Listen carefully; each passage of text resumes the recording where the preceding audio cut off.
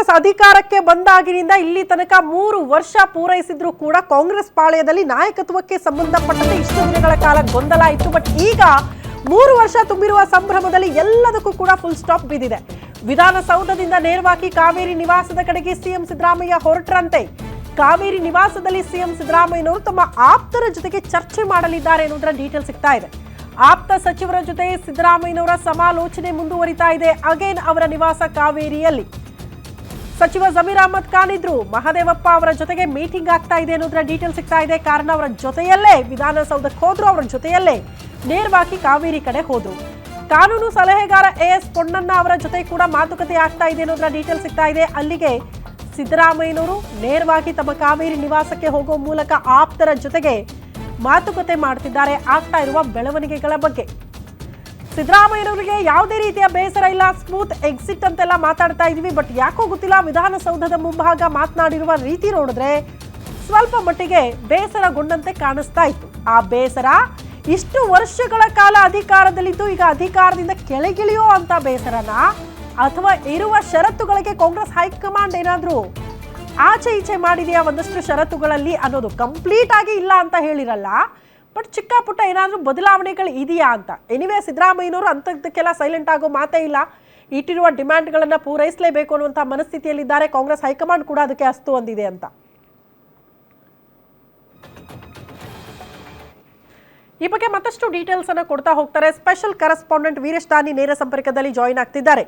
Veeresh, mostly ಬಹಿರಂಗವಾಗಿ ಎಲ್ಲೂ ಕೂಡ ಕಾಣಿಸ್ಕೊಳ್ಳದೆ ವಿಧಾನಸೌಧಕ್ಕೆ ಬಂದ್ರು, ಕಾರ್ಯಕ್ರಮ ಮುಗಿಸಿದ್ರು, ನೇರವಾಗಿ ಕಾವೇರಿಗೆ ಹೋದ್ರು ಅಂತ. ಕಾವೇರಿ ನಿವಾಸದಲ್ಲಿ ಏನಾಗ್ತಾ ಇದೆ?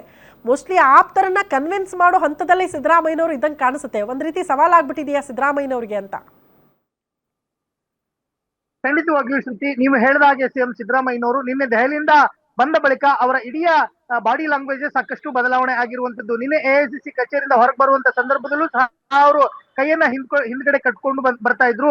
ಇವತ್ತು ಸಹ ಅವರು ವಿಧಾನಸೌಧದಲ್ಲೂ ಸಹ ಸಂಪೂರ್ಣವಾಗಿ ಅವರ ಇಡೀ ಬಾಡಿ ಲ್ಯಾಂಗ್ವೇಜ್ ಸಾಕಷ್ಟು ನಿರಾಶೆಗೊಳ್ತಾ ಇರುವಂತದ್ದು ಮತ್ತು ಮೌನಕ್ಕೆ ಶರಣಾಗಿರುವಂತದ್ದು ಸ್ಪಷ್ಟವಾಗಿ ಗೊತ್ತಾಗ್ತಾ ಇರುವಂತದ್ದು.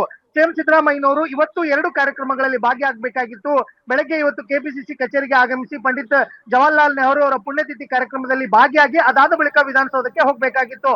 ಆದ್ರೆ ವಿಧಾನಸೌಧದಲ್ಲಿ ಕಾರ್ಯಕ್ರಮವನ್ನ ಮುಗಿಸಿ ಕೆಪಿಸಿಸಿ ಕಚೇರಿಗೆ ಬರ್ತಾರೆ ಅನ್ನೋ ಒಂದು ಮಾಹಿತಿ ಇತ್ತು. ಆದ್ರೆ ಇದೀಗ ಸಿಎಂ ಸಿದ್ದರಾಮಯ್ಯನವರು ವಿಧಾನಸೌಧದಿಂದ ನೇರವಾಗಿ ಅವರ ನಿವಾಸಕ್ಕೆ ತೆರಳಿದ್ದಾರೆ. ಅಲ್ಲೂ ಸಹ ಸಿಎಂ ಸಿದ್ದರಾಮಯ್ಯನವರ ಆಪ್ತ ಸಚಿವರು ಎಲ್ಲರೂ ಸಹ ಸಿಎಂ ಸಿದ್ದರಾಮಯ್ಯನವರ ಜೊತೆಗೆ ಚರ್ಚೆಯನ್ನ ಮಾಡ್ಲಿಕ್ಕೆ ಸಾಕಷ್ಟು ಕಾತರದಿಂದ ಕಾಯ್ತಾ ಇರುವಂತದ್ದು. ನಿನ್ನೆ ಸಿಎಂ ಸಿದ್ದರಾಮಯ್ಯನವರು ದೆಹಲಿಯಿಂದ ಆಗಮಿಸಿದಂತ ಸಂದರ್ಭದಲ್ಲಿ ಅವ್ರ ಜೊತೆಗೆ ಎಂಬಿ ಪಾಟೀಲ್ ಆಗಿರ್ಬೋದು, ಜಮೀರ್ ಅಹಮದ್ ಅವರಾಗಿರ್ಬೋದು, ಎಂಪಿ ಸುಧಾಕರ್, ಕೃಷ್ಣ ಬೈರೇಗೌಡ ಸೇರಿದಂತೆ 4-5 ಸಚಿವರುಗಳು ಎಲ್ಲರೂ ಸಹ ಬಂದ್ರು.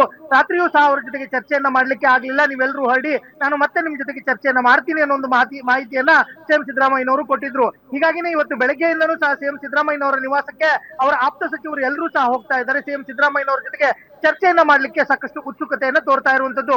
ಆದ್ರೆ ಸಿಎಂ ಸಿದ್ದರಾಮಯ್ಯನವರು ಇವತ್ತು ಬೆಳಗಿನ ಕಾರ್ಯಕ್ರಮವನ್ನು ಮುಗಿಸಿ ಇದೀಗ ಕಾವೇರಿ ನಿವಾಸಕ್ಕೆ ಆಗಮಿಸಿರುವಂತದ್ದು. ಹೀಗಾಗಿ ಸಿಎಂ ಸಿದ್ದರಾಮಯ್ಯನವರು ಇದೀಗ ಅವರ ಆಪ್ತರ ಸಚಿವರ ಜೊತೆಗೆ ಏನೆಲ್ಲ ಚರ್ಚೆಯನ್ನ ಮಾಡ್ತಾರೆ, ಯಾಕಂತಂದ್ರೆ ಮಧ್ಯಾಹ್ನದ ಬಳಿಕ ಎಐಸಿಸಿ ಕಾರ್ಯದರ್ಶಿಯಾಗಿರ್ತಕ್ಕಂಥ ಕೆಸಿ ವೇಣುಗೋಪಾಲ್, ರಾಜ್ಯ ಕಾಂಗ್ರೆಸ್ ಉಸ್ತುವಾರಿ ಆಗಿರ್ತಕ್ಕಂಥ ರಣದೀಪ್ ಸಿಂಗ್ ಸುರ್ಜೇವಾಲಾ ಅವರು ರಾಜ್ಯಕ್ಕೆ ಆಗಮಿಸ್ತಾ ಇರುವಂತದ್ದು. ಹೀಗಾಗಿ ಸಿಎಂ ಸಿದ್ದರಾಮಯ್ಯನವರು ಸಚಿವರ ಜೊತೆಗೆ ಏನೆಲ್ಲ ಚರ್ಚೆ ಮಾಡ್ತಾರೆ, ಸಚಿವರುಗಳು ರಾಜ್ಯಕ್ಕೆ ಆಗಮಿಸಿರ್ತಕ್ಕಂಥ ಹೈಕಮಾಂಡ್ ನಾಯಕರುಗಳ ಜೊತೆಗೆ ಕೊನೆಯದಾಗಿ ಮತ್ತೊಂದು ಸುತ್ತಿನ ಏನಾದ್ರೂ ಚರ್ಚೆಯನ್ನ ಮಾಡ್ತಾರಾ ಅನ್ನೋದು ಸಾಕಷ್ಟು ಕುತೂಹಲಕ್ಕೆ ಕಾರಣವಾಗ್ತಾ ಇರುವಂತದ್ದು. ಯಾಕಂತಂದ್ರೆ ಈಗಾಗಲೇ ಹೈಕಮಾಂಡ್ ನಾಯಕರುಗಳು ಸಿಎಂ ಸಿದ್ದರಾಮಯ್ಯನವರಿಗೆ ರಾಜೀನಾಮೆಯನ್ನ ಕೊಡ್ಲಿಕ್ಕೆ ಸೂಚನೆಯನ್ನ ಕೊಟ್ಟಿರುವಂತದ್ದು. ಸಿಎಂ ಸಿದ್ದರಾಮಯ್ಯನವರು ಸಹ ನಾಳೆ ಬೆಳಗ್ಗೆ ತಮ್ಮ ಸಚಿವ ಸಂಪುಟದ ಎಲ್ಲ ಸಚಿವರುಗಳು ಹಾಗೂ ಶಾಸಕರುಗಳಿಗೆ ಎಲ್ರಿಗೂ ಸಹ ಉಪಹಾರ ಕೂಟಕ್ಕೆ ಈಗಾಗಲೇ ಆಹ್ವಾನವನ್ನ ಮಾಡಿರುವಂತದ್ದು, ಅಧಿಕೃತವಾಗಿ ಆಹ್ವಾನವನ್ನ ಅವರು ಮಾಡಿರುವಂತದ್ದು. ಹೀಗಾಗಿ ಡಿಸಿಎಂ ಡಿಕೆ ಶಿವಕುಮಾರ್ ಅವರು ಈ ಕ್ಷಣದವರೆಗೂ ಸಹ ದೆಹಲಿಯಲ್ಲೇ ಬೀಡು ಬಿಟ್ಟಿದ್ದಾರೆ. ಅವರು ಇಂದು ಸಂಜೆವರೆಗೂ ಸಹ ದೆಹಲಿಯಲ್ಲಿದ್ದು ಹೈಕಮಾಂಡ್ ನಾಯಕರುಗಳನ್ನ ಭೇಟಿಯಾಗಿ ನಾಳೆ ನಸುಕಿನ ಜಾವ ದೆಹಲಿಯಿಂದ ಹೊರಟು ನೇರವಾಗಿ ರಾಜ್ಯಕ್ಕೆ ಆಗಮಿಸಿ ಸಿಎಂ ಸಿದ್ದರಾಮಯ್ಯನವರ ಉಪಹಾರ ಕೂಟದಲ್ಲಿ ಭಾಗಿಯಾಗ್ತಾ ಇರುವಂತದ್ದು. ಹೀಗಾಗಿ ಸಿಎಂ ಸಿದ್ದರಾಮಯ್ಯನವರ ನಿವಾಸದಲ್ಲಿ ನಡೀತಿರ್ತಕ್ಕಂಥ ಪವರ್ ಸೆಂಟರ್ ನಲ್ಲಿ ನಡೀತಿರ್ತಕ್ಕಂಥ ಚರ್ಚೆಗಳು ಮತ್ತು ಮೀಟಿಂಗ್ಗಳು ಏನೆಲ್ಲ ಸಾಧ್ಯತೆಗಳನ್ನ ಮಾಡುತ್ತೆ ಅನ್ನೋದೇ ಒಂದ್ ಕಡೆ ಕುತೂಹಲಕ್ಕೆ ಕಾರಣವಾಗ್ತಾ ಇರುವಂತದ್ದು. ಶ್ರುತಿ, ಓಕೆ ವೀರೇಶ್, ಧನ್ಯವಾದಗಳು ತಮ್ಮೆಲ್ಲ ಮಾಹಿತಿಗೆ.